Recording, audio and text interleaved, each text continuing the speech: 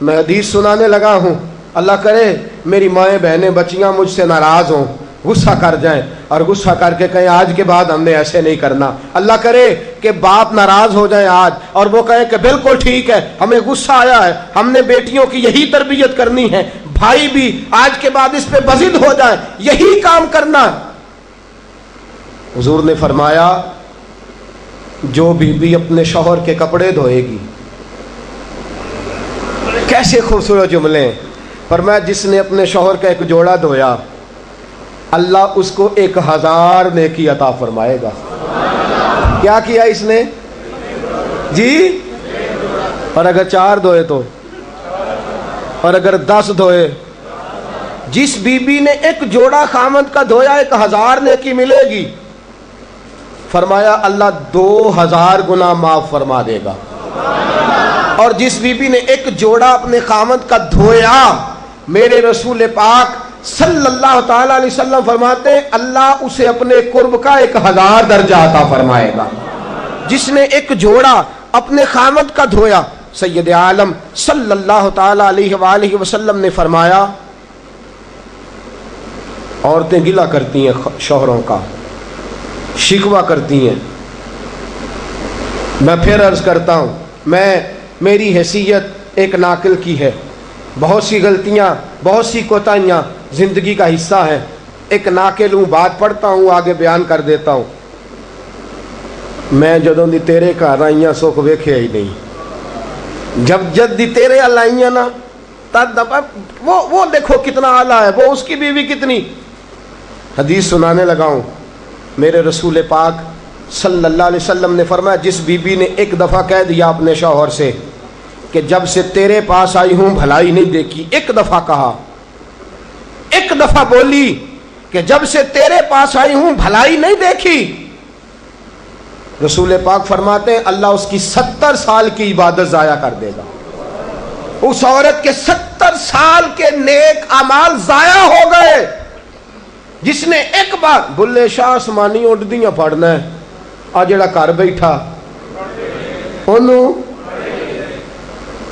بیٹے کی جنت ماں کے قدموں میں، اور عورت کی جنت اس کے شوہر کے۔ آپ بڑے راضی ہو رہے ہیں، کچھ دنوں کے بعد مضمون آ رہا ہے میاں بیوی کے حقوق کا، آپ نے بھی پھنسنا ہے وہاں، لیکن آج جو عنوان ہے میں اسی پر بات کر رہا ہوں۔ نبی پاک صلی اللہ تعالی علیہ وآلہ وسلم نے فرمایا جو عورت ایک بار کہہ دے کہ بھلائی نہیں دیکھی، فرمایا اللہ تبارک و تعالیٰ اس کے 70 سال کے نیک اعمال ضائع کر دے گا۔ اور سید عالم صلی اللہ علیہ وسلم نے فرمایا جس نے اپنے شوہر کے آگے زبان کھولی اور اس کو برابر کے جواب دیے اور اس کی عزت کو تار تار کیا، فرمایا قیامت کے دن اللہ اس کی زبان کو 70 گز لمبا کر دے گا، اس کے گلے کے ساتھ لپیٹ دے گا، فرمایا وہ تڑپے گی، روئے گی، یا اللہ یہ کیا ہوا؟ تو رب فرمائے گا تو اپنے شوہر کی عزت نہیں کرتی تھی، تو اس کا احترام نہیں کرتی تھی، تو اس کا کہنا نہیں مانتی تھی، تو اس کی اطاعت نہیں کرتی تھی، تو اس کے حکموں پہ چلتی نہیں تھی۔ میرے محبوب کا شہر مدینہ، ایک آدمی، ایک صحابی جہاد کو نکلے، اپنی بیوی سے کہنے لگے میں جا رہا ہوں، میری اجازت کے بغیر گھر سے نہ نکلنا۔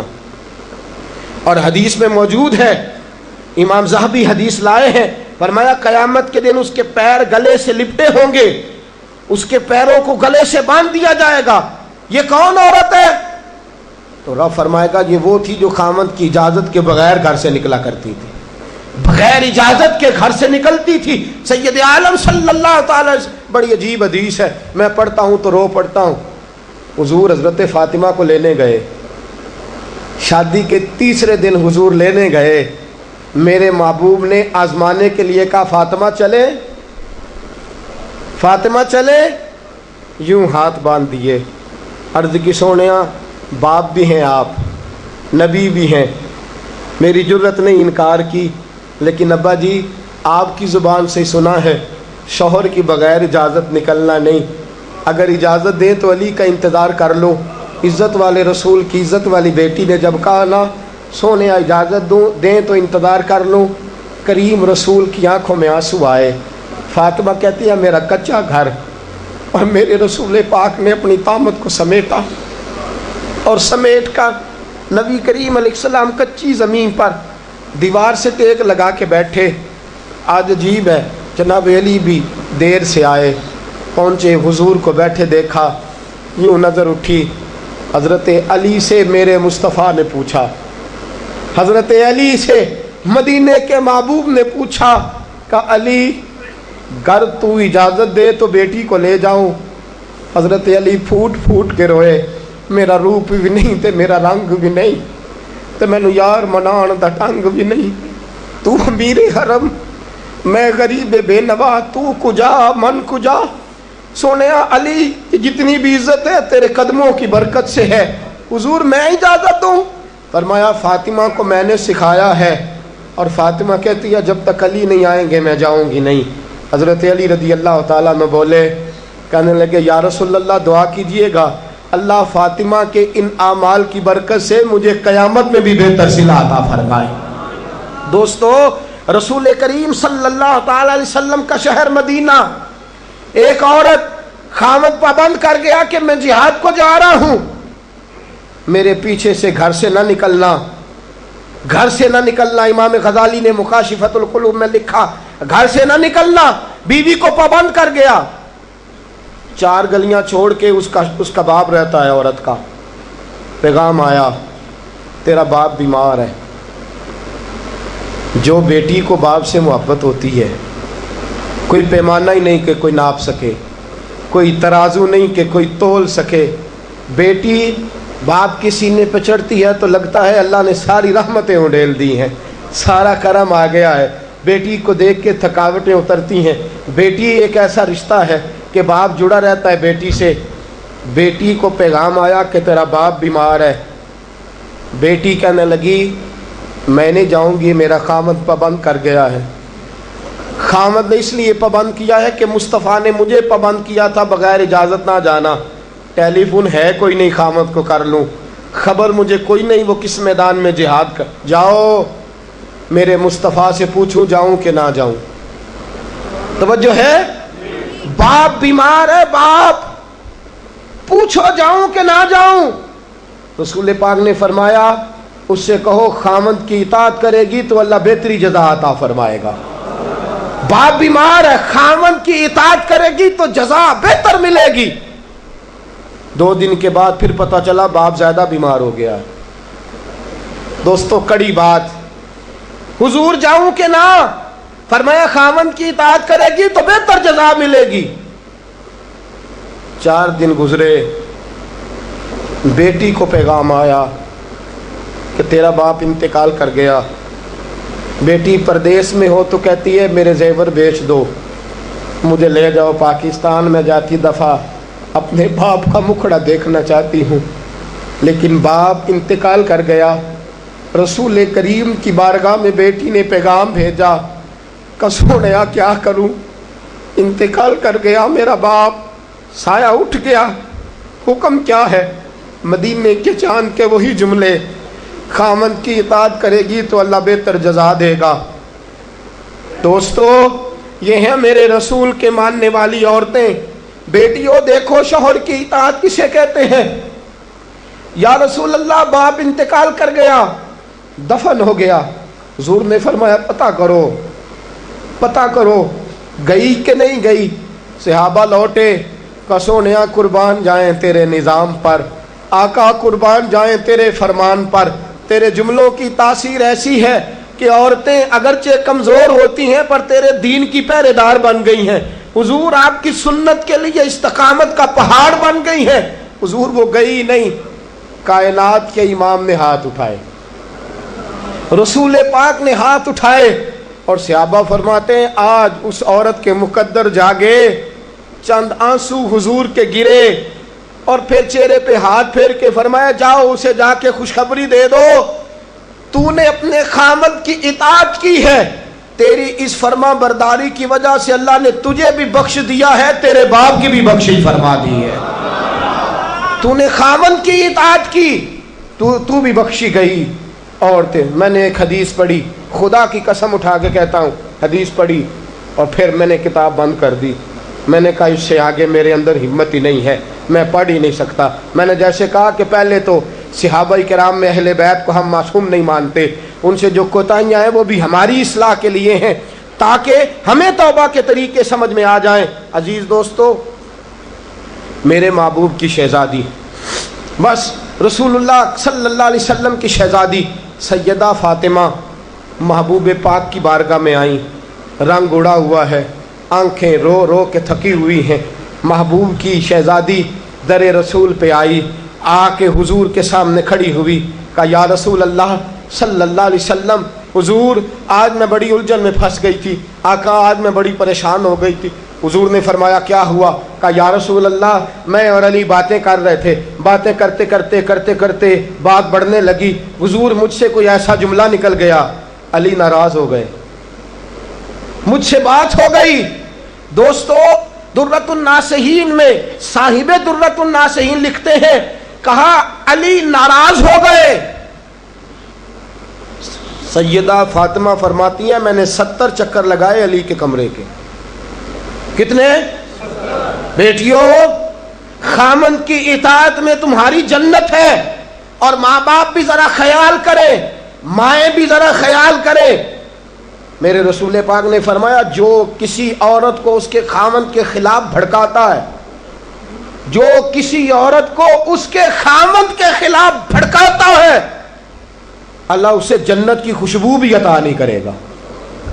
چاہے اماں ہی مشورے دے رہی ہو، چاہے کوئی مشورہ دے رہا ہو، خامند کے خلاف جو بھڑکاتا ہے۔ سید عالم صلی اللہ علیہ وسلم کی صاحبزادی کہتی ہے میں نے 70 چکر لگائے، سونیا میں نے علی کو راضی کیا، حضور علی راضی ہوئے ہیں تو خبر دینے آئی ہوں، بس اس سے زیادہ بڑی بات اور نہیں مل سکتی۔ دل کے کان کھولنا، ذرا جاگنا، ذرا اٹھنا، ذرا ٹیک چھوڑنا، ذرا غور کرنا، یہ کیا جملے بول دیے میرے رسول نے۔ حضور نے فرمایا فاطمہ، یہ وہ فاطمہ ہے کہ جو جنتی عورتوں کی سردار ہے، یہ وہ فاطمہ ہے جن کا دوپٹہ اگر کبھی واضح ہو جائے تو سورج منہ چھپا کے نکل جائے، یہ وہ فاطمہ ہے کہ صبح قیامت آواز آئے گی، نبیوں ولیوں غوثوں کتبوں ابدالو گردنیں جھکا لو، نظریں بند کر لو، محمد کی بیٹی فاطمہ کی سواری گزرنے والی ہے۔ الفاطمہ تو بدعت منی، الفاطمہ تو سیدۃ النساء اہل الجنہ۔ حضور نے فرمایا فاطمہ تو نے اچھا کیا، علی کو راضی کر لیا، اگر علی تجھ سے ناراض رہتے اور تیرا انتقال ہو جاتا، حضور فرماتے ہیں فاطمہ میں تیرا جنازہ نہ پڑھتا۔ فرمایا میں اس سے بڑی بات کہاں سے لاؤ گے، اس سے بڑا فکرہ کہاں سے لاؤ گے؟ فرمایا فاطمہ میں تیرا جنازہ نہ پڑھتا اس لیے کہ تو مولا کائنات کی بیوی ہے، اگر تجھ سے علی ناراض رہتے۔ اور پھر میرے حبیب نے فرمایا جس کا خامند اس سے راضی ہوتا ہے اس کا اللہ بھی اس سے راضی ہوتا ہے۔ پھر اپنی بیٹی کو فرمایا بیٹی یاد رکھ، کوئی عورت اتنی نمازیں پڑھے جتنی حضرت عیسیٰ کی والدہ مریم نے پڑھی تھی، اتنا قرآن پڑھے جتنا جناب مریم نے پڑھا تھا، اتنا قرآن پڑھے جتنا حضرت مریم نے پڑھا تھا، لیکن پھر بھی اپنے شوہر کی نافرمانی کرے، فرمایا اللہ اس کی عبادتیں قبول نہیں کرے گا، اللہ اس کی ریاضتیں قبول نہیں کرے گا، تلاوتیں قبول نہیں کرے گا۔ قبول تب کرے گا جب شوہر کی فرما برداری کرے گی، قبول تب کرے گا جب شوہر کو راضی کرے گی۔ دوستو بڑے نصیبوں والی ہیں سیدہ فاطمہ کہ سیدہ فاطمہ الزہرا کا جنازہ اٹھا تو سب سے زیادہ آنسو جس نے بہائے وہ شیر خدا مولا کائنات ہیں۔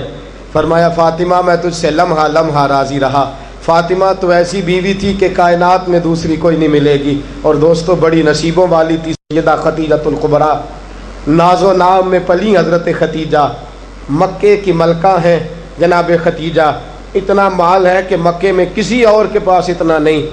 غلامی مصطفیٰ میں آئی حضرت خدیجہ، سارا مال حضور کے قدموں پہ قربان کر دیا، 3 سال شیب ابی طالب میں پتے کھا کھا کے گزارا کیا، درجنوں اور 20 کنیزیں گھر میں ہیں، لیکن حضرت خدیجہ مصطفیٰ کے لیے روٹیاں خود پکاتی ہیں، حضرت فاطمہ نبی پاک کی خدمت خود کرتی ہیں، حضرت خدیجہ رسول پاک کی نوکری خود کرتی ہیں۔ بیویوں سنو، جب کوئی عورت اپنے شوہر کی خدمت کرتی ہے تو جزا کیا ملتی ہے؟ اس اسوہ پہ چلو گی تو تمہیں بھی اس جزا کی خیرات ملے گی۔ سید عالم نور مجسم صلی اللہ علیہ وسلم کی زوجہ ام المومنین سیدہ خدیجہ الکبریٰ کھانا پکا کے باورچی خانے سے نکلی، رسول پاک صلی اللہ علیہ وسلم کی خدمت میں جناب جبریل امین حاضر ہو گئے۔ کہا یا رسول اللہ خدیجہ کھانا لے کے آ رہی ہے۔ حضور نے فرمایا پہلے دن نہیں آ رہی، وہ تو روز آتی ہے۔ پہلے دن نہیں آ رہی، وہ تو روز آتی ہے، لیکن آج آپ کس انداز میں آئے؟ تو حضرت جبریل کہنے لگے سونیا، رب فرماتا ہے خدیجہ جس پیار سے آپ کی نوکری کرتی ہے، جس محبت سے خدمت کرتی ہے، خدیجہ نے جس درد سے میرے محبوب کا خیال رکھا ہے، رب فرماتا ہے جب خدیجہ آئے نا کھانا لے کے، جب خدیجہ پہنچے، اللہ فرماتا ہے کہ محبوب خدیجہ کو اس کے رب کا سلام کہہ دینا، خدیجہ کو اس کے رب کا۔ حضرت جبریل کہنے لگے سونیا جہاں اللہ کا سلام کہیں گے وہاں ساتھ اس غلام کا بھی سلام کہہ دینا۔ جب عورتیں شوہر کی فرما برداری کریں تو انہیں پھر خیرات ملتی ہے، انہیں پھر اللہ کی طرف سے رحمت کے پیغام آتے ہیں۔ سلام میری بہنوں، میری بیٹیوں، خدا را چھوڑ دو کان دھرنا، چھوڑ دو کسی کی بات سننا، شوہر کی اطاعت میں آ جاؤ۔ اگر یہ زیادتی کرے گا تو اللہ اس سے پوچھ لے گا۔ مختصر سی زندگی ہے، اس زندگی میں تم فرما برداری کرو۔ اگر یہ غلطی کرے گا، اگر یہ ظلم کرے گا تو فیصلہ اللہ پہ چھوڑ دو، اللہ خود حساب لے لے گا، اللہ خود تمہارے لیے دروازہ رحمت کھول دے گا۔ تمہاری طرف سے کوتاہی نہیں ہونی چاہیے، تمہیں شوہر کی نافرمانی نہیں کرنی چاہیے، تمہاری طرف سے زیادتی نہیں ہونا چاہیے۔ اور بیٹیوں کو بھیجنے والوں، جہیز دے کے بھیجتے ہو، پلاٹ دے کے بھیجتے ہو، کار دے کے بھیجتے ہو، لیکن اس سے گھروں میں امن قائم نہیں ہوتا۔ تم نے کار بھی دی، پلاٹ بھی دیا، پلازا بھی دیا، تم نے جہیز دیا تو 4 ٹرک گئے، لیکن پوچھ جا کے ساری رات تو اس کی لڑتے گزر جاتی ہے، سارا دن تو جھگڑتے گزر جاتا ہے، سارا وقت تو فساد میں گزر جاتا ہے، تو کس چیز کی یہ چیزیں ہیں؟ اس کو فرما برداری سکھا۔ 2 آدمی کبھی سردار نہیں ہوتے، 2 آدمی کبھی سردار۔ باپ کتنے ہوتے ہیں؟ سارے بولیے، باپ کتنے ہوتے ہیں؟ ہیڈ ماسٹر، گاڑی چلانے والا، شوہر۔ اطاعت ایک کی ہو سکتی ہے، 2 کی نہیں ہوتی۔ ہیڈ ماسٹر 2 ہو سکتے ہیں، گاڑی چلانے والے ڈرائیور نہیں نا 2 ہو سکتے، باپ ایک ہی ہے نا، دونوں کی اطاعت نہیں ہوتی۔ بیویوں اطاعت تو خامند کی ہوگی، یہ تو بہرحال حق ہے کہ اطاعت تو خامند کی ہوگی۔ تم اطاعت کرانا چاہو گی تو فساد ہوگا، اس لیے کہ اگر کوئی دوسرا آ کے سٹیئرنگ چھینے گا تو ایکسیڈنٹ کرائے گا، اس لیے کہ ڈرائیور ایک ہے۔ تم چاہتی ہو اقتدار ہمارے ہاتھ میں آئے، اللہ کہتا ہے الرجال قوامون علی النساء، میں نے مردوں کو عورتوں پر افسر بنا دیا ہے، میں نے مردوں کو فضیلت دے دی ہے۔ جب اللہ نے بنا دیا ہے تو تم مان لو، جب اللہ نے بنایا ہے تو تم اقتدار حاصل کرنے کی کوشش کرتی ہو، اقتدار تمہارا ہے ہی نہیں، اقتدار بہرحال شوہر کا ہے، تمہارا اقتدار پورے آنگن پہ آ جائے گا۔ تم ایک شوہر کی فرما، اور میں گارنٹی کے ساتھ بات عرض کرتا ہوں، اور قول کس کا ہے؟ حضرت علامہ جلال الدین سیوطی کا۔ علامہ جلال الدین سیوطی کہتے ہیں جو بیوی چاہتی ہے کہ میری اولاد میری فرما بردار رہے، جو عورت چاہتی ہے کہ میرے گھر میں امن رہے اور میرے بچے میرے بن کے رہیں، فرمایا وہ اپنے شوہر کی بن کے رہے، اپنے شوہر کی فرما برداری کرے، بچے اس کے فرما بردار۔ اور یاد رکھنا یہ تجربے کی بات ہے، جو بیوی خامند کی فرما بردار ہوتی ہے اس کی اولاد اس کی فرما بردار ہوتی ہے۔ ایک پہ حکومت نہ کرو، پورے گھر پہ حکومت مل جائے گی۔ ایک پہ نہ کرو، ایک کو حکم تسلیم کر لو، ایک کو بڑا مان لو، ایک کے سامنے جھک جاؤ، باقی سب پہ تمہیں حکومت ملے گی۔ 2 ہی باتیں ہیں اسلام کی بیٹیوں کا، 2 باتوں میں وقار ہے۔ ایک تو اس بات پہ کہ پردہ اوڑھ کے رکھیں، اپنے آپ کو چھپا کے رکھیں، اور دوسرا اس بات میں وقار ہے کہ وہ اپنے خاوند کی فرما برداری کریں. تیسری بات اور آخری بات، دین کے لیے اپنا کردار ادا کریں. دین کے لیے ہمیں بھی چاہیے کہ جہاں ہم بیٹی کو بڑا کچھ سکھاتے ہیں پڑھاتے ہیں، اسے رسول اللہ کا دین بھی پڑھائیں، اسے سنت شریعت بھی. خواجہ خواجگان قطب الاولیاء خواجہ قطب الدین بختیار کاکی پہلے دن مسجد گئے، استاد صاحب نے بسم اللہ شروع کرائی تو خواجہ صاحب نے 15 سپارے سنا دیے. 15 سپارے قرآن کے. کچھ لوگوں نے لکھا ہے جنہوں نے تنقید کے انداز میں لکھا، وہ کہتے ہیں جی دیکھ کے پڑھنا نہیں آتا تھا، زبانی سنائے. اچھا چلو مان لیا زبانی سنائے. کیسے؟ استاد صاحب کہنے لگے تو 4.5 سال کا بچہ ہے، اوپر میں تجھے دکھا رہا ہوں، تجھے دیکھنا نہیں آتا تو سپارے 15 یاد ہیں. فرمانے لگے میری اماں 15 سپاروں کی حافظ ہے، تو سارا دن گھر میں قرآن پڑھتی رہتی ہے، سن کے یاد ہو گئے.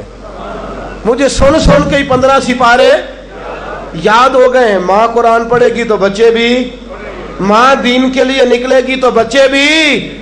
اگر تیرے 4 بچے ہیں، سیدہ کے پاس 3 بچے تھے حضرت فاطمہ کے. امام محسن تو پہلے وصال کر گئے. کتنے بچے؟ امام حسن بھی شہید، امام حسین بھی. نواسوں سے پیار ہوتا ہے نا، نواسے بڑے پیارے ہوتے ہیں نا. مسجد نبوی سے میں نکل رہا تھا، 2010 میں گیا، مسجد نبوی شریف سے نکل رہا تھا تو ایک بابا جی اپنی بیٹی سے کہہ رہے تھے بیٹی میں تجھے لے تو آیا ہوں پر تیرے بچوں نے مجھے بڑا ستایا ہے، مجھے نماز نہیں پڑھنے دیتے، یہ نماز میں بھی میرے ساتھ کھیلتے ہیں. میں نے آگے بڑھ کے دامن تھام لیا. میں نے کہا اگر 2 منٹ مجھے موقع دے تو میری زبان پہ بات آئی ہے، کرنے کو جی چاہتا ہے. کہا کر لیجئے. تو میں نے کہا بزرگوں بڑے خوش نصیب ہو کہ مسجد نبوی میں نواسوں کے ساتھ کھیل رہے ہو. یہاں نواسوں سے کھیلنا میرے مصطفیٰ کی سنت ہے. یہاں نواسوں سے کھیلنا نصیبوں والے ہو، مقدروں والے ہو. گھر بھی اللہ کا، گھر بھی اس کے رسول کا، دروازہ بھی مصطفیٰ کا، اور تمہیں نواسے مل گئے ہیں، تم کھیل رہے ہو. بڑے پیارے ہوتے ہیں نا نواسے. لیکن سیدہ فاطمہ کے نواسے اونو محمد بھی شہید. پوتے بڑے پیارے ہوتے ہیں لیکن سیدہ فاطمہ کے پوتے جناب علی اکبر بھی شہید، علی اصغر بھی شہید. ماؤں بیٹیوں جب بھی بات کرتی ہو کہتی ہو بیٹے کو ڈاکٹر بناؤں گی، جب بھی کہتی ہو میں بیٹے کو انجینئر بناؤں گی، جب بھی بولتی ہو کہتی ہو میں بیٹے کو بہت بڑا تاجر بناؤں گی. آج سیدہ فاطمہ کی بات مان، تو اپنے بیٹے کو محمد کے دین کا نوکر بنا کے دیکھ، اسے رسول اللہ کے دین کا نوکر بنا، اسے قرآن کا حافظ بنا، اسے قرآن کا قاری بنا، اسے دین کا عالم بنا، اسے پیغام سنت عام کرنے والا بنا، اسے تو رسول اللہ کے دین کے لیے وقف کر. میرا عقیدہ یہ ہے جس ماں کا ایک بچہ بھی رسول پاک کے دین کا نوکر ہوگا، قیامت کے دن باقی بیویاں جنت میں ہوں گی اور وہ بی بی سیدہ فاطمہ کی چادر کے نیچے ہوگی. اس کو چادر تطہیر کے سائے میں جگہ ملے گی. میں بات ختم کر رہا تھا پر ایک بات یاد آ گئی، دل کرتا ہے کر دوں. آج میں نے 10 منٹ زیادہ لے لیا، آپ نے مجھے معاف تو کر دیا. آپ مجھے معاف تو کر رہے ہیں، کہیں یہ تو نہیں کہہ رہے کہ حضرت کچھ وقت دیر سے شروع ہوا، کچھ طبیعت کے اندر ابھی کئی باتیں ہیں جو مچل رہی ہیں. لیکن میں بس آخری بات، احد کی جنگ ہے، بی بی بیٹھی ہے، 3 سال کا بچہ گود میں ہے، سینے سے چمٹاتی ہے تو رو پڑتی ہے، ماتھا چومتی ہے تو رو پڑتی ہے، گلے سے لگاتی ہے تو رو پڑتی ہے. اس بی بی کی تعریف یہ ہے کہ اس بی بی کا شوہر بدر کی جنگ میں شہید ہو چکا ہے، بھائی بدر کی جنگ میں شہید ہو گیا ہے، باپ بدر کی جنگ میں شہید ہو گیا ہے. یہ 3 سال کا ایک لال ہے. روتی رہی. سہیلیاں پوچھتی ہیں کیوں روتی ہو؟ کہتی ہے دل کرتا ہے میرے پاس ایک اور جوان ہوتا، آج میں اسے بھی حضور کے ساتھ روانہ کرتی. دل کرتا ہے کہ میں بھی آج سیدہ فاطمہ کے بابا کے ساتھ میرا بھی کوئی جوان جاتا. کیا کروں، 3 سال کا لال ہے. نہ رہ سکی، اٹھی مسجد نبی میں پہنچی. جناب بلال کھڑے ہیں، رو کے کہنے لگے بلال مدینے والے محبوب کو کہے ایک فاطمہ کی کنیز آئی یا ملنا چاہتی ہے. رسول کریم تشریف لائے. 3 سال کا بچہ اس نے اٹھایا اور اٹھا کے یوں حضور کے آگے کیا. کہا سونیا باپ میں نے بدر میں دے دیا، آقا بھائی بڑا پیارا ہوتا ہے، میں بدر میں دے چکی ہوں۔ سونیا شوہر کے سر پر سرداری ہوتی ہے، وہ میں دے چکی۔ کوئی عورت اپنے شوہر کے گھر میں ملکہ نام بھی ہو، باپ کی شہزادی تو ہوتی ہے نا، میں شہزادی تھی، میں باپ بھی دے چکی ہوں۔ آقا میرے پاس جوان لال ہوتا، میں تیرے قدموں پہ قربان کرتی۔ سونیا میرا 3 سال کا ہے، قبول کر لے۔ میرے حضور نے فرمایا بی بی تیرا 3 سال کا بچہ کیا کرے گا؟ کہنے لگی سونیا جنگ میں ڈھال استعمال ہوتی ہے، لوہے کی ڈھال، جب تیر آتا ہے تو آگے کرتے ہیں، تلوار آتی ہے تو آگے کرتے ہیں۔ میرا بچہ لڑ تو نہیں سکتا پر محمد کی ڈھال تو بن سکتا ہے۔ سونیا جب آپ کی طرف تیر آئے نا تو میرا لال آگے کرنا، جب آپ کی طرف تیر آئے تو اس کو آگے کرنا، جب آپ کی طرف تلوار آئے تو میرا، جب نیز آئے تو میرا لال آگے کرنا۔ سونیا یہ شہید کا نواسا ہے، یہ شہید کا بھانجا ہے، یہ شہید کا بیٹا ہے، ٹکڑے ٹکڑے ہوتا رہے گا لیکن سونیا تیرے اوپر قربان ہوگا۔ حضور کی آنکھوں میں آنسو آئے۔ حضور نے فرمایا چاہتی کیا ہے؟ کہا سونیا میرا دل کرتا ہے قیامت میں کوئی مجھے کہے یہ شہید کی اماں ہے، لوگ مجھے شہید کی بیٹی، شہید کی بہن، شہید کی بیوہ کہتے ہیں، دل کرتا ہے میں کہوں میں شہید کی ماں ہوں۔ میرے حبیب نے سر پہ ہاتھ پھیرا بچے کے، بچہ واپس لوٹایا، فرمایا جا اس کو گھر لے جا، اور محمد کا وعدہ ہے قیامت میں جب تیرے لیے آواز آئے گی تو تجھے شہید کی اماں کہہ کے ہی پکارا جائے گا، تجھے شہید کی اماں کہہ کے اپنے بچے دین کے لیے پیش کرو، اپنے بچے دین کے لیے پیش کرو۔ ماؤں بہنوں بچیوں، یہ اولادیں جو تمہاری کوکھ میں پلتی ہیں اگر یہ رسول اللہ کے دین کے لیے نکلیں گی تو قیامت کے دن بچے تمہارے امام حسین امام حسن کے ساتھ کھڑے ہوں گے اور تمہیں سیدہ فاطمہ کے ساتھ جگہ دی جائے گی۔ اللہ تو فضل فرما اور بیٹیوں کو توفیق عطا فرما۔ پھر وہی بات دہراؤں گا، کل جب آنا تو اکیلے نہ آنا، ساتھیوں کو ساتھ لے کے آنا، دوستوں سمیت آنا۔ میں پھر معافی مانگتا ہوں، کل زیادہ بندوبست کریں گے، بہنوں سے بیٹیوں سے پھر معذرت کرتا ہوں، جو آپ کو تکلیف پہنچی جس طرح بھی پہنچی اس کے لیے پھر سے معذرت کرتے ہیں۔ کل زیادہ بندوبست کریں گے، بغیر سلام کے بغیر دعا کے بالکل نہ جایا کریں، ہمیشہ مدحت خیر الانام نے گزرے۔ دعا ہے یہ عمر درود و سلام میں گزرے۔ وآخر دعوانا الحمدللہ رب العالمین۔ تو بزرگ اور بھائیوں، اللہ تعالیٰ نے قرآن مجید میں ارشاد فرمایا کہ وَبَشِّرِ الَّذِينَ آمَنُوا وَعَمِلُوا الصَّالِحَاتِ، اے محبوب علیہ السلام خوشخبری دے دیں ان لوگوں کو جو ایمان لائے اور جنہوں نے نیک اعمال کیے، ان لہم جنات تجری من تحتها الانہار، ان کے لیے۔ بیان شروع ہونے سے پہلے سب میرے بہن بھائی ایک بار درود شریف پڑھ لیں، شکریہ۔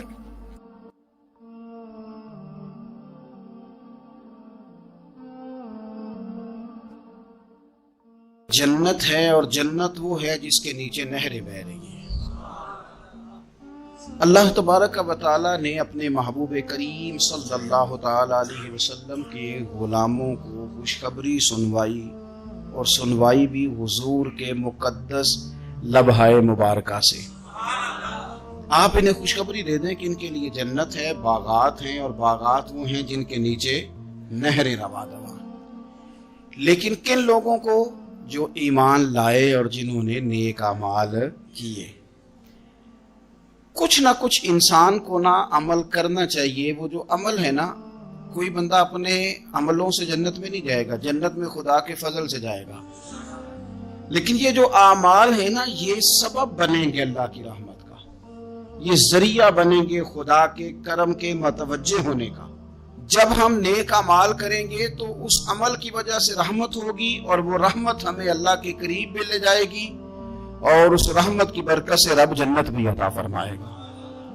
ہمارے ہاں یہ ہوتا ہے کہ ہم زیادہ تر چیزوں کو تقریر سننے کی حد تک لیتے ہیں، اچھی نصیحت کا لطف ضرور حاصل کرتے ہیں، اچھے جملے کو اپنے دل میں اس کی فرحت ضرور محسوس کرتے ہیں، لیکن عمل کی طرف نہیں بڑھتے۔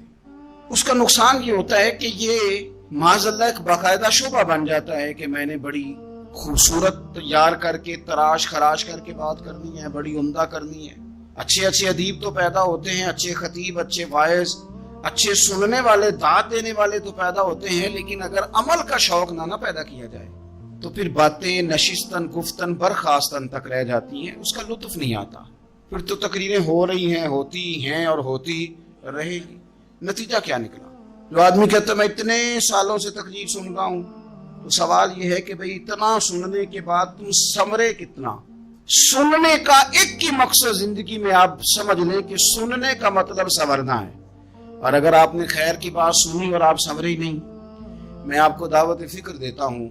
نبی پاک صلی اللہ تعالی علیہ وسلم نے ارشاد فرمایا، ایک عورت تھی، طوائف تھی، ساری زندگی اس کی گناہوں میں گزری معاذ اللہ.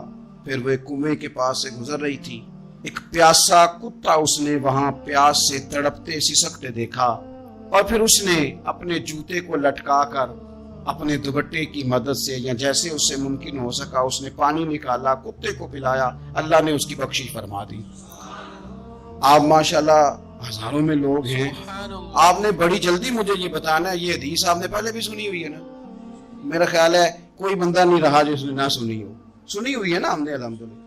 اتنے سارے بندے جو یہاں موجود ہیں انہوں نے سنی ہوئی ہے، تو ظاہر ہے امت مسلمہ میں جتنے لوگ ہیں ڈھیر ساروں نے یہ بات سنی ہوگی. لیکن میرا سوال یہ ہے، میں سڑکوں پہ روڈوں پہ سفر کرتا ہوں، ہم نے یہ حدیث درجنوں بار سنی کہ طوائف نے کتے کو پانی پلایا تو اس کی بخشش ہو گئی، لیکن حال یہ ہے کہ سڑک پر کسی گاڑی سے ٹکرا کر اگر کوئی کتا مر جاتا ہے، اب مر ہی گیا ہے، گاڑی والا، موٹر سائیکل والا، پجارو والا، بس والا کوئی اتنی جرت نہیں کرتا کہ لکڑی کے ساتھ، رسی کے ساتھ ہی پکڑ کے اسے سائیڈ پہ کر دے. اس سڑک پہ مرا ہوا پڑا رہتا ہے، یہاں تک کہ گاڑیوں کے ٹائروں کے ساتھ اس کا گوشت لگ لگ کے سڑک صاف ہوتی ہے. اس محبوب کے ماننے والے جس محبوب نے بتایا کہ طوائف نے پانی پلایا تھا، اور ہمیں سمجھ بھی آ گئی اور حدیث پڑھ بھی لی اور سن بھی لی، پھر اس ملک کی جو مسلمانوں کا ملک ہے اس کی سڑکوں پر مرے ہوئے کتوں کو اٹھائے بھی کوئی نہ، اور زخمی کتا زخمی ہو ہی گیا ہے، اب اسے سڑک سے سائیڈ پہ ہی کر دیا جائے کم از کم، تاکہ اس کی اگر جان باقی ہے تو بچ جائے. تو پھر مجھے بتاؤ نا میرے دوستو، ہم نے کس لیے تقریریں سنی ہیں، کس لیے خطبے سنے ہیں؟ واعظ و نصیحت کی مجالس کا مطلب ہم نے کیا سمجھا ہوا ہے؟ تقریر، تحریر، تصنیف، اچھی گفتگو، اچھا جملہ، اس کا معنی ہم کیا سمجھتے ہیں؟ تو آج جو خوبصورت گھڑیاں شب برات کی صورت میں ہمیں نصیب ہونے جا رہی ہیں، اس سے پہلے اپنے دل میں یہ ارادہ کرو کہ رب کریم نے ہمیں جتنا دین کا فہم دیا ہے، سمجھ دی ہے، علم دیا ہے، ہم ارادہ کرتے ہیں اب ہم صرف سنیں گے نہیں، پڑھیں گے نہیں، صرف بیان ہی نہیں کریں گے، ہم عمل بھی کریں گے. کوئی تھوڑا سا نا عمل کا رستہ بھی تو میرے عزیز ہونا چاہیے. اب مطلب بہت ساری جگہوں پہ جانے کا موقع ملتا ہے تو لوگ کہتے ہیں پیر صاحب ناراض نہ ہونا، ہم نے بڑا بندوبست کیا ہوا ہے، تقریر ذرا نہ سوا کو گھنٹہ کرنا. میں کہتا ہوں مثلاً آپ مجھے بتائیں نا، سوا گھنٹہ تقریر کرا کے آپ نے کیا کرنا ہے؟ اگر تو آپ نے اس لیے بلایا ہے کہ جناب ایک بات سنیں گے، ایک واز ہوگا، سر دھونے گے، تو وہ تو مجھے آتا ہی نہیں. تو میں تو مختصر بات کروں گا اور اتنی کروں گا جس کی ضرورت محسوس کروں گا. لمبی چوڑی تقریروں کا کیا مطلب ہے؟ ہم کیا چاہتے ہیں سوائے اس کے کہ جناب بات بڑی اچھی کانوں کو لگ رہی ہے، مزہ بڑا آ رہا ہے، تو آپ نے لیا کیا؟ نتیجہ کیا نکلا؟ میرے رسول پاک علیہ السلام کے صحابہ جو حضور سے نصیحتیں لیتے تھے وہ کیسی تھی؟ حضرت عبداللہ بن بسر رضی اللہ تعالیٰ عنہ حاضر بارگاہ ہوئے، آ کے عرض کی یا رسول اللہ صلی اللہ علیہ وسلم، میں آیا ہوں سونے، پتہ نہیں دوبارہ آ سکوں کہ نہ آ سکوں. حضور پتہ نہیں موقع ملے نہ ملے، ایک بات مجھے بتا دیں، میں اس پہ عمل کروں گا، میری زندگی بھی بن جائے اور آخرت بھی بن جائے. تو کریم محبوب نے فرمایا عبداللہ زبان کو خشک نہ ہونے دینا، اس کو تر رکھنا. تر حضور کس چیز سے؟ فرمایا اللہ کے ذکر سے تر رکھنا. زبان اللہ کے ذکر سے تر رہے، ہر وقت رب کی یاد رہے، تیری دنیا بھی بن جائے گی اور آخرت بھی بن جائے گی. تو میرے عزیز اپنی زندگی کے اندر اب ہم نے عمل کرنا ہے. اور جناب کمال پھر یہ ہے کہ جب واز سننے کا شوق بڑھ جاتا ہے، تقریر سننے کا شوق بڑھ جاتا ہے، سننے سنانے کا خالی مزاج ہو جاتا ہے، پھر بندہ ڈھونڈتا پھرتا ہے کہ نئی سے نئی چیز کہاں ملتی، انوکھی سے انوکھی چیز کہاں ملتی، انفرادی سے انفرادی بات. میرے بھائی آپ ضرور سنیں، ضرور سنیں. मोमिन की गुमशुदा मिरास है, हिकमत जहां से मिले ले, लेकिन अमल करने के लिए ले, अमल करने के लिए। अब मेरा दिल करता है अब हमारी चुप से भी लोग सबक सीखें। हजरत बाजिद बुस्तामी फरमाया करते थे, जिसने हमारी चुप से कुछ नहीं सीखा उसने हमारी तकरीर से क्या सीखना है। अब थोड़ा सा ना इशारों की बोली भी समझे, अब थोड़ा सा ये भी हो कि बस बात पूरी होने ना पाए और इंसान की रग़बत अमल की तरफ बढ़ जाए। ये मिजाज हमें दिया है। अब तो भाई आ जाएं आप, सुबह भी तकरीर कर दें, दोपहर को भी तकरीर कर दें, शाम को भी तकरीर कर दें, तो फिर ये भी होता है कि जनाब वो बयान आपने जो सुनाया था ना वो जरा दोबारा सुना दें। तो मैं कहता हूँ पहले सुनने पर अमल हो गया तो न करें। अब हमें थोड़ी बातें सीख कर उन पर अमल करना है और आगे बढ़ना है। बड़ी सादी बात मेरे अब्बा जी बताया करते थे। वाला साहब कहते हैं कि एक देहाती बंदा ना चला गया वो किसी मौलवी साहब की तकरीर सुनने। तो उस जमाने में आपको पता है ये वाशरूम का मुरवजा निज़ाम नहीं होता था, तो लोग खेतों में दूसरी जगहों पे पेशाब के लिए जाते थे। तो मौलाना ने एक एहतियात बयान की। वो कहने लगे कि पेशाब सख्त जगह पे ना करो, जमीन पे बैठकर, वरना पेशाब के चींटे उड़ेंगे, कपड़ों पे पड़ेंगे और हदीस में सख्त हुक्म है इस मसले। तो कोई नरम जगह हो ऐसी जहां पेशाब करें चींटे ना उड़े। तो बंदा अमल करने वाला था ना, उसे निरी तकरीर सुन के सर धुन के जाना नहीं था। उसने इतनी सारी रेत ले ली, कपड़े में बांध ली और वो उसने कंधे पे रखी हुई है। जहां पेशाब का वक्त आता पहले रेत बिछाता, फिर पेशाब करता ताकि मेरे कपड़ों पे न पड़े। एक साहब ने उसे कहा कोई हफ्ते बाद चलो बयान सुनने चले, तो कहने लगा मैं पहले पे अमल कर लूं, यही बड़ा है। मैंने तो इतनी सारी रेत, कंधा थक गया है मेरा, उस दिन से उठाई है, तो मैं नहीं चाहता कि नहीं भी सुनूं तो किसी और जगह में। ये तफरीह तबाह के लिए बात को ना समझे।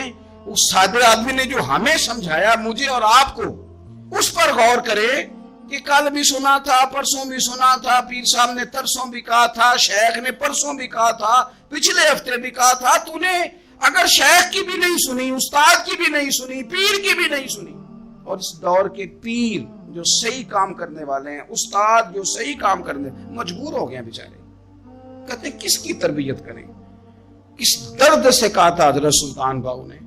वो कहते हैं और रब दा तालब कोई भी नहीं मिलया, इतने जो मिले है तालब ज़रदा। ये तो आए हैं कारोबार सीधा करने, फोटो खिंचवाने, फलां काम के लिए। ये तो वो जो हम देना चाहते हैं उसका तो मिजाज ही नहीं। पहले भी मैंने कहा था, फिर कहता हूं, मुझे शौक नहीं है। खुदा मुझे माफ कर दे उस दिन से पहले जिस दिन ये शौक हो कि मैं सवेरे जाऊंगा तो नोट लाऊंगा, तो शाम जाऊंगा तो नोट लाऊंगा। ये शौक नहीं है, तबीयत नहीं है, मन नहीं चाहता।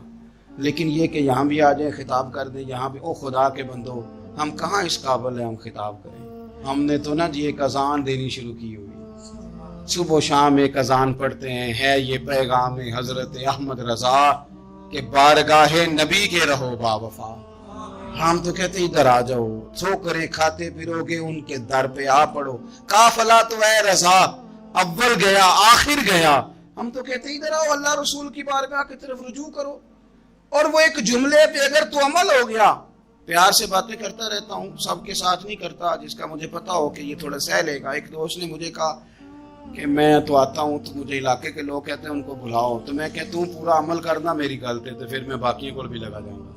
तो अगर तेरा ही अमल नहीं हो सका तो बाकियों को मैंने जाके क्या समझाना है। तो एक तो आज की जो रात है, इससे पहले पहले अपने आमाल की तरफ, मैं अक्सर कहता रहता हूँ कि शब बारात पे हर मस्जिद से जोर जोर से रोने की आवाज आती, आनी भी चाहिए। शब कदर पे आती है, उम्रे पे जाते वक्त लोग माफिया मांगते हैं, हज पे जाते वक्त, और करोड़ों लोग ये काम करते हैं साल में। अगर 25 लाख 26 लाख आदमी या 50 लाख आदमी हज करता है और वो जाने से पहले माफी मांग के गया, तौबा करके गया, और करोड़ों लोग हैं जो शब कदर में हैं, शब बारात में हैं, और उन्होंने खुल के तौबा की है, तो फिर मेरे भाई सवेरे करप्शन खत्म होनी चाहिए ना मुल्क से। सवेरे 75% झूठ खत्म होना चाहिए ना। सारी रात तो लोगों ने तौबा की, सुबह 80% हुकूकुल इबाद का मसला हल होना चाहिए था कि नहीं होना चाहिए। सुबह मिलावट बहुत हद तक मुल्क से खत्म होनी चाहिए। तो क्या हमने समझ लिया है, हमने ये समझा है कि शब बारात में भी बस एक रस्म अदा करो, आओ थोड़ी तौबा करो छुट्टी कर दो, आइए शब कदर तो तौबा करो छुट्टी कर दो। کیا یہ ہم نے مطلب سمجھ لیا حج کرنے گئے, رب کی بارگاہ میں حاضر ہوئے, رسول کریم کی بارگاہ سے بھی جو ہو کے آ جائے اور بدلے ہی نہ, وہاں تک جائے اور بدلے ہی نہ. مدینے گئے, کعبے گئے, کربلا گئے, جیسے گئے تھے گھوم پھر کے ویسے ہی آ گئے. نتیجہ کیا ہے؟ اپنی زندگی نتیجہ خیز بنائیں. آج اس خوبصورت موقع پر جب شب برات ہمارے سامنے کھڑی ہے, اپنے ذہن میں تہیہ کریں کہ اب ہم نے بدل جانا ہے.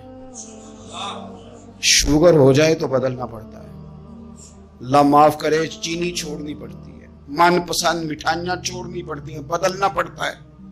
بلڈ پریشر ہو جائے تو یارو بدلنا پڑتا ہے. اگر انسان کو خدا نہ خواستہ کوئی مرض لگ جائے تو بدلنا پڑتا ہے. اولاد پیدا ہو جائے تو بدلنا پڑتا ہے. گھر میں بیٹیاں پیدا ہو جائیں تو بوڑھے باپ کو بدلنا پڑتا ہے. بال سفید آ جائیں تو پھر بھی تو بدل جانا چاہیے نا. انسان کی عمر 40 سال ہو جائے تو پھر بھی تو بدل جانا چاہیے. شب برات پہ توبہ کرے تو پھر بھی تو بدل جانا چاہیے. اب بدل جائیں, اب ہم بدل جائیں. اب نہ درد ہوتی ہے, گاڑی میں بیٹھیں تو کمر پہ درد ہوتی ہے. اب ہم بدل جائیں. اب لوگ بتاتے ہیں تیرے بال سفید ہونے لگ گئے, اب ہم بدل جائیں. اب لوگ ہمیں کہتے ہیں بچے جوان ہو گئے, اب ہم بدل جائیں نا یارو. اب لوگ ہمیں کہتے ہیں کہ اوخو اب تو آپ اٹھتے وقت زمین پہ پہلے ہاتھ رکھتے ہیں پھر اٹھتے ہیں. اب بدل نہ جائیں. اب محسوس ہوتا ہے کہ نیند گہری نہیں آتی, اب محسوس ہوتا ہے کہیں کہیں جسم میں تکلیف ہے. اب بدل نہ جائیں. اب نہ کئی کلاس فیلو چلے گئے دنیا چھوڑ کے, بدل نہ جائیں.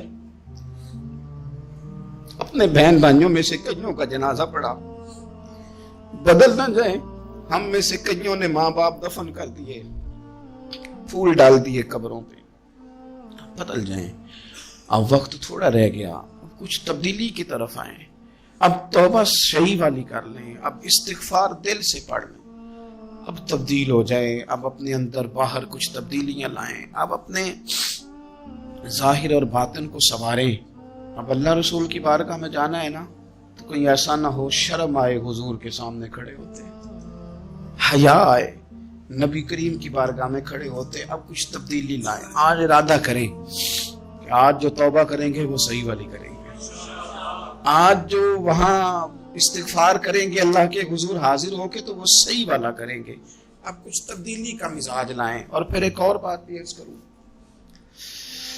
ہمارے ذاتی تعلقات سارے دھوکہ ہیں, ہماری جیبوں میں مال سارا دھوکہ ہے, ہمارے بلند و باغ دعوے سارے دھوکہ ہیں, ہمارے بڑے بڑے رتبے سارے دھوکہ ہیں.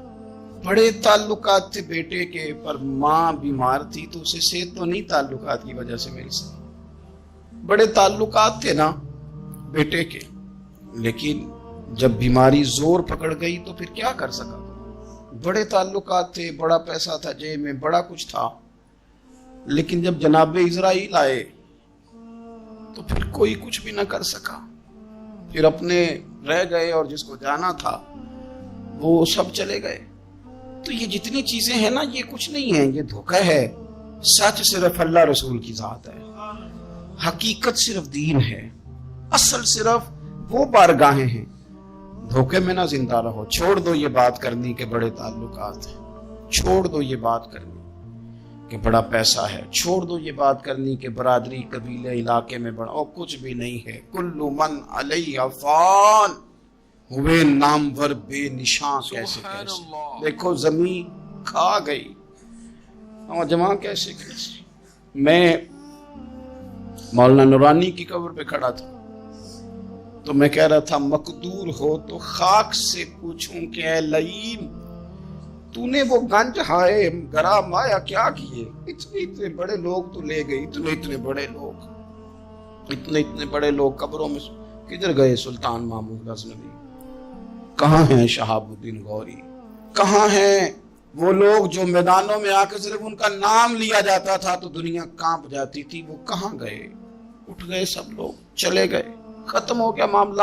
وقت اب ہماری طرف بڑھ رہا ہے, اب تیزی ہے, اب پیغام اجل آیا. کئی ہمارے ارد گرد سے اٹھا کے لے گیا, अब हमें भी तो वापस लौटना है ना, तो कुछ तैयारी कर लें, कुछ इरादा कर लें। और बारगाह रब रसूल की इस तरह की है कि बस जाने की देर है, बस सिर्फ जाने की देर है, सिर्फ जाने की। और अल्लाह रसूल की बारगाह दोस्तों वो वाली है कि जहां ना ज्यादा मिन्नत भी नहीं करनी पड़ती। वो जो 4-5 लोग थे ना मक्का मुकरमा में, इन्होंने बहुत ही इस्लाम की मुखालफत की हद कर दी थी। उनके लिए हुक्म हुआ था जहां मिले कत्ल कर दो। इकरमा थे, इब्ने कत्ल थे, कुछ और लोग थे। तो पता है उनको किसी ने मशवरा क्या दिया था? किसी काफिर ने मशवरा दिया, पर पता सलाह क्या दी थी? उसने कहा था तुमने बड़ी ज्यादतियां की हैं, बड़े बेअदब हो, किसी सहाबी के काबू ना आना, मार दिए जाओगे। अपनी खताओं के सबब से तुम मार दिए जाओगे, लेकिन अगर किसी तरीके छुपते छुपाते रसूल पाक की बारगाह में पहुंच जाओ ना, अगर वहां किसी तरीके चले जाओ। उन्होंने पूछा माफी कैसे मांगेंगे, मुंह कैसे दिखाएंगे, हमने इतने जुल्म किए, इतनी ज्यादतियां की, कैसे माफी मांगेंगे? तो कहने वाले ने कहा कह नहीं, कुछ नहीं, तुम बस कह देना हम आ गए। इससे ज्यादा तो बात ही कोई नहीं, इतना ही तो सिर्फ कहना है आ गए। और ना आते तो जाते भी कहते, बस तुम इतना कह देना इन्ना लब्दा इज़ा तारफा सुम्मा ताबा ताबल्लाहु अलैहि। नबी करीम अलैहिस्सलाम ने फरमाया बंदा जब आके कहता है ना या अल्लाह मैं भूल गया था, गलती हो गई, इन्ना लब्दा इज़ा तारफा, मान चुक गया हूं, मान चुक गया, गलती हो गई। जब कहता है ना मैं भूल गया, सुम्मा ताबा, फिर वो तौबा करता, ताबल्लाहु अलैहि, अल्लाह देर करता ही नहीं, फौरन तौबा को कबूल फरमा लेते। हमारे यहाँ ना कुछ लोग तो तबन सख्त हैं, अल्लाह माफ फरमाए, और कुछ रद्द अमल के तौर पर सख्त हो गए। कुछ बातें दिलों में बैठ गई हैं जिन्होंने तबीयतों को सख्त कर दिया। कभी कहें आप बहू से कि चलो बूढ़ी सास से अगर कभी को बात सख्त निकल गई है तो माफ कर दे, वो तैयार नहीं होती। वो कहती है तुम्हें पता नहीं मेरे साथ क्या कुछ हुआ। कभी सास से कहा जाए ना चलो भूल गई थी बच्ची तो आप दरगुजर कर दें, तो कहते तुम्हें पता नहीं मेरे अंदर सख्ती कितनी आ गई है, दुख कितने बैठ गए। हम ना तबीयतों में सख्ती कर बैठे, हमारे दिल धड़कते जरूर हैं लेकिन सिर्फ अपने बच्चों के लिए, हमारे सीनों में दर्द उठता जरूर है लेकिन सिर्फ अपनों के लिए। हमने ना 2, 4, 5, 6 बातें जमा करके उन पर पूरा जहन बना के सख्त हो गए हैं, तबीयतें सख्त हैं, दिल सख्त हैं। मेरे नबी पाक सल्लल्लाहु ताला अलैहि वसल्लम ने फरमाया, ये हदीस मुस्लिम शरीफ में मौजूद है, फरमाया जन्नत में वो लोग दाखिल किए जाएंगे जिनके दिल चिड़ियों की तरह नरम है। नरम दिल के लोग, माफ कर देने वाले, जल्दी मान जाने वाले। एक साहब थे, अपने भाई से नाराज हो गए और उन्होंने रिश्ते से इनकार कर दिया। पहले उनके बेटे की वहीं पे निस्बत थी, इनकार कर दिया। कई लोगों ने उनसे कहा, मैंने भी कहा, तो कहने लगे पीर साहब इज्जत बड़ी करता हूँ आपकी, लेकिन मैं मर्द हूँ, एक दफा ना कर दूं तो फिर हाँ नहीं किया करता।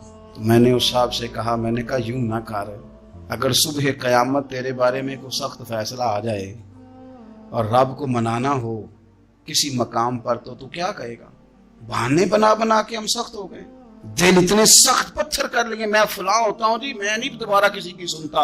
और खुदा के बंदो, मेरे नबी पाक अलैहिस्सलाम ने फरमाया मोमिन तो इस तरह होता है जिस तरह ऊंट के नाक में नकेल होती है, बिठा दो तो बैठ गया, उठ जाओ तो उठ गया। और हुजूर ने फरमाया वो लोग जो बहुत बद इखलाक हैं, झगड़ालू हैं, फसादी हैं, सख्त दिल हैं, वो लोग जन्नत में नहीं जाएंगे। जो झगड़े करते फिरते हैं झगड़ालू लोग हैं। अजीज दोस्तों, अपनी जिंदगी के अंदर तबीयत में नरमी, अगर तबीयत नरम हो गई ना जी, मिजाज में नरमी आ गई, तो फिर आप महसूस करेंगे कि आप माफ करते भी जल्दी हैं और माफी देते भी जल्दी हैं। फिर आपके ताल्लुकात बचेंगे, आपकी निस्बतें बचेंगी, आपके बहुत सारे रिश्तों में कुर्बत आएगी, टूटेंगे नहीं। एक तो दिल नरम करें, किसी शख्स के बारे में दिल में कोई बात है तो उसे माफ करें और माफी दें। कुछ लोग बिल्कुल ठीक ठाक होते हैं, कोई नाराजगी नहीं होती, लेकिन आपने बच्ची की शादी का कार्ड दिया नहीं तो फौरन नाराज हो जाते, और फिर आप समझा रहे हैं, कायल कर रहे हैं, वो तैयार ही नहीं है कायल होने को। सुनो, और इस हदीस को याद रखना, नबी पाक सल्लल्लाहु ताला अलैहि वसल्लम ने फरमाया जिसके पास उसका भाई उज़र लाया, भाई माफी मांगने आया और फिर उसने माफ ना किया, اللہ کے حبیب فرماتے میرے حوض کوثر پہ نہ آئے، تو سخت ہو کے بیٹھ گیا ہے، تو کہتا ہے میرے سے پہلے سنے، میں آپ کو بتاؤں اس نے میرے ساتھ کیا کیا، اور ٹھہر جا، اگر حساب کتاب کے بعد معافی والا اصول رکھ لیا جائے کہ پہلے حساب کتاب ہوگا، غلطیوں کا مداوع ہوگا، پھر معافی ہوگی، تو یہی حساب اگر رب کریم بندوں کے ساتھ کرے تو پھر میں اور آپ کدھر جائیں گے؟ تو اس سادی بات پہ آ جاؤ نا، تو 2 جملوں میں حضور نے سمجھائی ہے، فرمایا تم رب کے بندوں کو معاف کر دو، اللہ تمہیں معاف کر دے گا۔ تو آج کی شب سے پہلے، آج کے دن سے پہلے، رمضان المبارک کے تشریف لانے سے پہلے اپنی طبیعت کے اندر ایسا ذوق لائیں، ایسی طبیعت لائیں کہ ہم نے معافی دینی بھی ہے اور معافی لینی بھی ہے۔ بعض اوقات ہم رسم ادا کرتے ہیں شب برات سے پہلے، یہ سوشل میڈیا پہ چل گیا، فلانے کو فلان کہہ دیا، اگر کوئی کبھی ہوئی نا تو معاف، ایسے تو نہیں نا معافیاں ہوتی۔ ہمیں پتہ ہوتا ہے ہم سے کون ناراض ہے، ہمیں خبر ہوتی ہے ہم نے کس کو تکلیف دی، ہمیں پتہ ہوتا ہے کس نے ہمارے لہجوں سے پریشانی پائی ہے، کون ہے جو ہماری وجہ سے اذیت کا شکار ہے، تو اس سے جا کے معافی مانگے، تو یہ چیزیں معافی کا سبب بن جائیں گی۔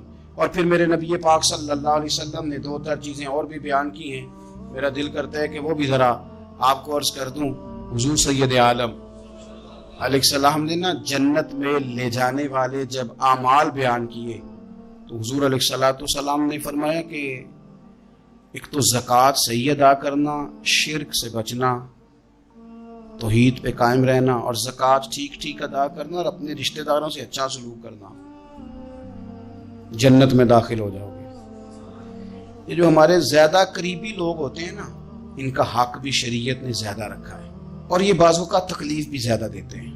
لیکن میرے عزیز ایک بات سمجھ لیں اچھی طرح سے اور اپنے دل میں بٹھا لیں، میں نے درجنوں بار کہی ہے، پھر کہتا ہوں، اللہ تعالیٰ نے جو خاندان میرے لیے پسند کیا ہے نا، مالک نے مجھے وہاں پیدا کیا ہے، تو جو چچا اللہ نے میرے لیے پسند کیا وہ مجھے بھی پسند ہونا چاہیے، اور جو ماموں اللہ نے میرے لیے پسند کیا ہے وہ مجھے بھی پسند ہونا چاہیے۔ انسانوں کے اندر کمزوریاں بھی ہوتی ہیں، خوبیاں بھی ہوتی ہیں، لیکن ہمارا یہ مسئلہ بن جاتا ہے کہ ہم نہ صرف کمزوریوں کو ڈسکس کرتے ہیں، خوبیوں کا تذکرہ کرتے ہی نہیں۔ اپنے مزاج کے اندر اس بات کو آپ نے پیدا کرنا ہے۔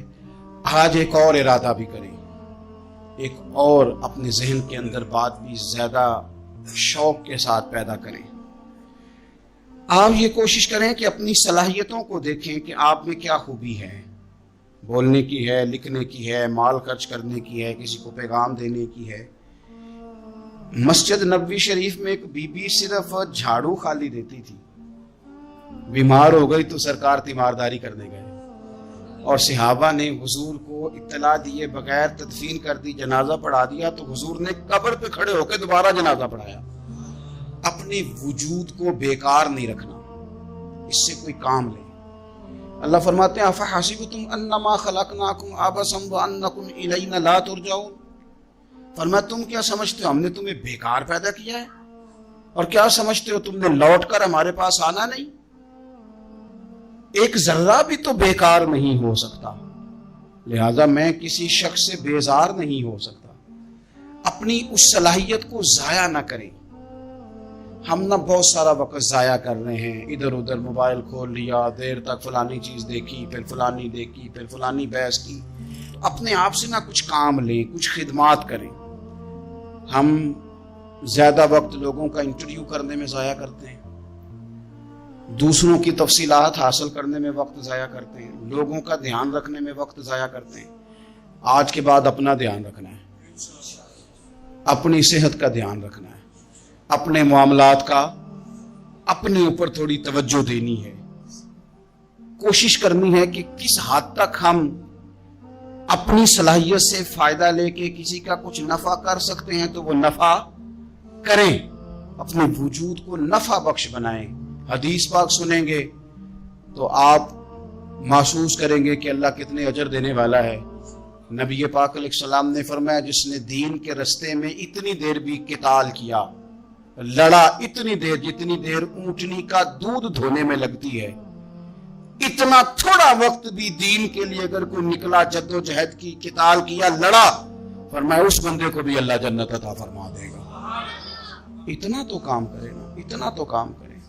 اور حضور علیہ السلام نے رغبت دلائی، یعنی جتنا بھی عمل، حضور فرمانے لگے کسی عمل کو چھوٹا نہ سمجھنا، کچھ نہ ہو سکے تو اپنے بھائی سے مسکرا کے میلی لینا، اللہ اس پر بھی صدقے کا ثواب عطا کر دے گا۔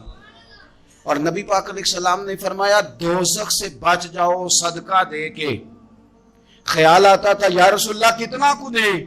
تو فرمایا خشک کھجور کا ایک ٹکڑا، یعنی پوری کھجور بھی نہیں، خشک کھجور کا ایک ٹکڑا بھی خیرات کر کے بچ سکتے ہو تو وہ کر کے ہی صدقہ دے کے اللہ کے عذاب سے بچ جاؤ۔ معنی کیا ہے ان ساری روایتوں کا کہ کچھ کرو تو صحیح نہ، کچھ کرو تو صحیح نہ۔ ہمارے ایک بزرگ تھے تو کرونا کے دنوں میں